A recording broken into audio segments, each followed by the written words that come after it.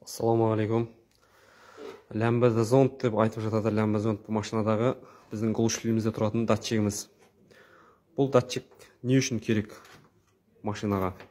Двигательге не үшін керек? Бұл кейбір машиналарда екеуден, тіпті кейбір машиналарда төртеуден тұрады. Кейбір машиналарда бір штуктан болады. Бұл ләмбі зонд не үшін керек? Бұған әркім әртүрлі айтып жатады. Ләмбі зонд артық кеткен бензинді жағып жібереді деп ойлайды біреулер. Бұл расында бұл ондай емес.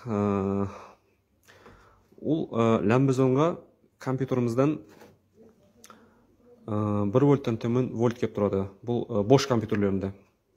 Сол келген тоқты бұл жанып өткен түтіндер арқылы оның аз көбін есептеп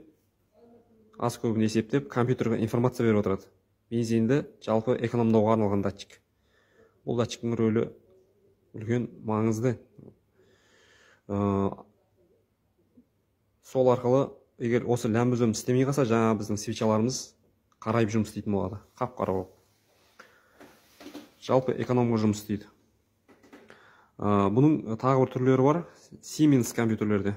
Siemens компьютерлерде 5 вольттан 1 вольт пен 5 вольттың арасында жұмыс істейді. Ал бош компьютерлерде 1 вольттан төмен вольтта жұмыс істей бастайды.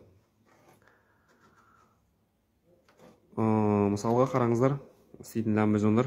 Міне мына ләмбі зондар, жұмыс істейтін ләмбі зондар. Көріп тұрсыздар ма? Аппақ болып жұмыс істеген. Міне мынау май жеген моторда тұрған ләмбі зонд.